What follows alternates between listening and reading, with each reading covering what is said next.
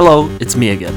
I finished the course I was taking and made a simple shooter game in it. I learned a bit more of movement from it, but also the concepts of hit-scan shooting, which, in a very generalized sense, is pretty much just drawing a line between 2 points.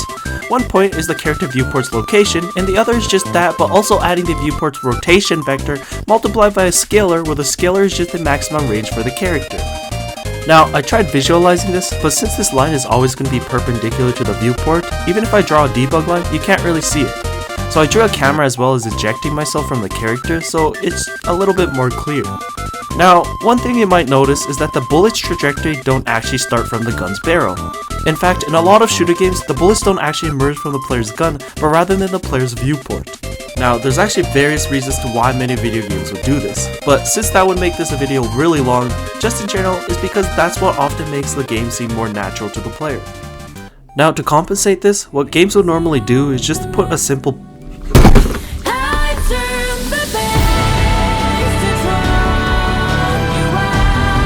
Anyway, I'm back. So, to compensate this, what games will normally do is put a simple particle effect on top of the gun's barrel, just to give an illusion to the player that the gun's shooting normally. So, once your line is established, basically you want to detect if there's any objects in between the start and end of the line. In Unreal, this is done by a thing called sweeping. All you have to do now is just send damage or any effects or sound to that object or location hit. Once I was done that, what was left for me was to add in an AI that doesn't self-destruct on spawn, and some UI that doesn't take up half the screen. Then I decided to just make the game terrible by duplicating the enemy many times. But then I realized that the enemies started to hit each other, so I tried coding a solution for that. Then I hit compile with my fingers crossed, just hoping that it'll magically work.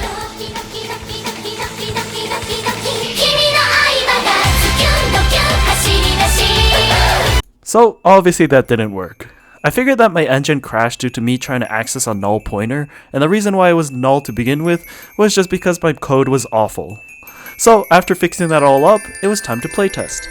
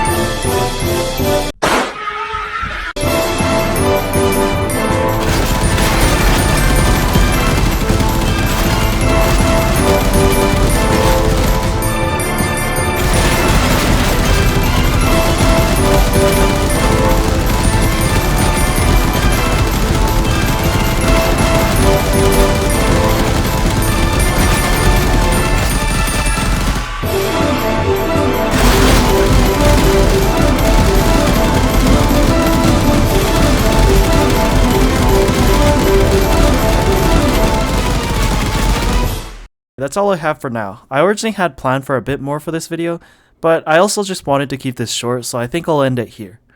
Anyway, as always, thank you for watching and have a nice day.